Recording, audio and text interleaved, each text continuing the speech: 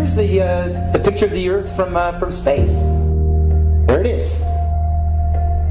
Since you were a kid, you've seen this image. But you've never seen it from that point of view. You've never seen that with your eyes from that scale of a model, that point of view, from outside of the planet's surface. Well, here's the first image that sold the whole thing. 1482. This is when they came up with this idea. We are on that thing. It's a ball. Hey, we should go to the North and the South Pole. We didn't do it yet. It's a fucking ball. Hey, nobody's even jumped up high enough to see if it is a ball. You can't do that. We don't have planes yet. It's a ball. You know what? We adopted this whole model 400 or 500 years before the airplane. 400 years before the airplane, pretty much. It was beginning of the 1900s. They went to the North Pole in the 1900s. This is 1482. Nobody went to the top of the globe, to the bottom, or flew up, or built a skyscraper. It's funny that we said that this is what we're in right now. This is what we're on before any instrument approved. This is the first time we actually had an instrument of flight to actually go high enough to actually fucking check out if what we agreed to 500 years ago was real. So if they were wrong after 500 years, the question is, would they tell you?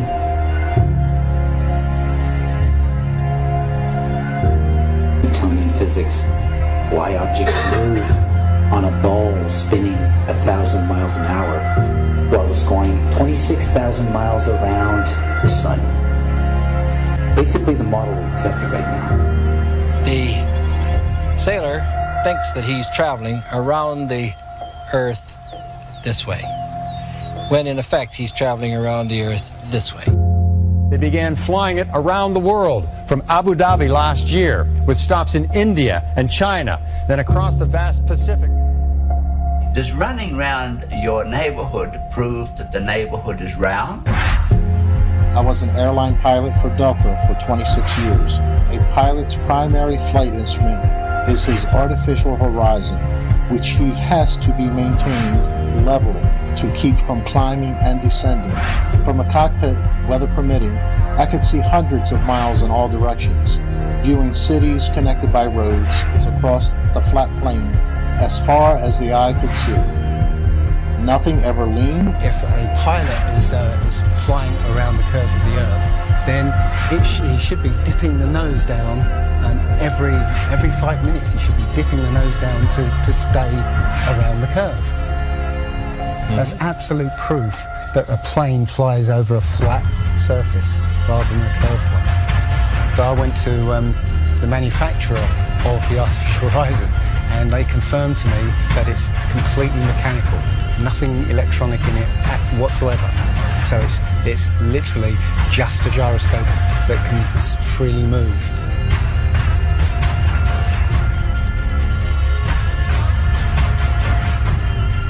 That right there is proof to me that planes fly over a plane.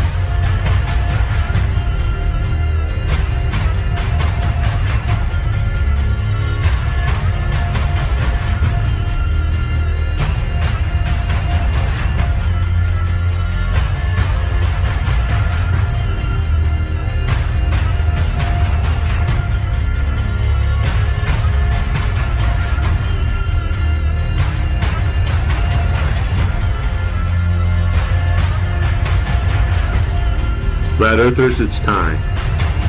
We are going to destroy the Globeheads' arguments concerning flight routes. When you go onto the plane tracking software, you'll see hundreds and hundreds of flights over the northern hemisphere, and you can track those flights from beginning to end. When you look at any flight in the southern hemisphere, what you'll find is the flight takes off and disappears off the tracking. And that only leaves why. Why have they done this? What's the point of this grand deception? I think Eric Dubay explains it best. People are always asking, why do they do this? I mean, this is I mean, other than the obvious profit margin motive, NASA being the biggest black budget black hole in existence, sucking in over $30 billion taxpayer money for the fake moon landings alone. Nowadays, hundreds of billions of dollars, and not just NASA, but RASA and all the other fake space organizations around the world, giving CGI images for hundreds of billions of dollars. You want to put something in context. If you want to do something with $3.5 trillion, you can do whatever you want. Whatever you judge to be important to the profile of the nation that you are trying to just build and to sustain. So by surreptitiously indoctrinating us into their scientific materialist sun worship, not only do we lose faith in anything beyond the material, we gain absolute faith in materiality, superficiality, status, selfishness, hedonism, and consumerism. If there's no God and everyone's just an accident, then all that really matters is me, me, me. So they've turned Madonna, the mother of God, into the material girl living in a material world. It's all about making us feel nothing, so that we can be used.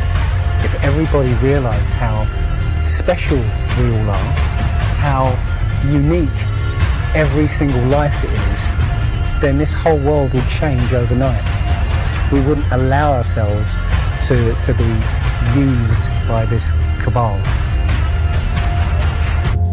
I start from the supposition that the world is topsy-turvy, that things are all wrong, that the wrong people are in jail, and the wrong people are out of jail, that the wrong people are in power, that the wealth is distributed in this country and the world in such a way as not simply to require small reform, but to require a drastic reallocation of wealth. All we have to do is think about the state of the world today and realize that things are all upside down.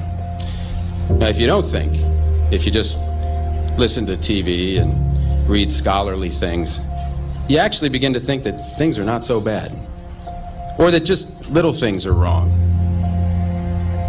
But you have to get a little detached and then come back and look at the world, and you are horrified. Now, as soon as you say the topic is civil disobedience, you're saying our problem is civil disobedience. That is not our problem. Our problem is civil obedience.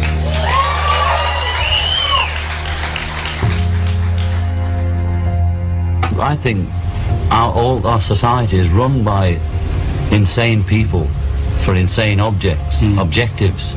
You know, and I think that's what I sussed when I was 16 and 12, way down the line. But I expressed it differently all through my life. It's the same thing I'm expressing all the time, but now I can put it into that sentence that I think we're being run by maniacs for maniacal ends, you know.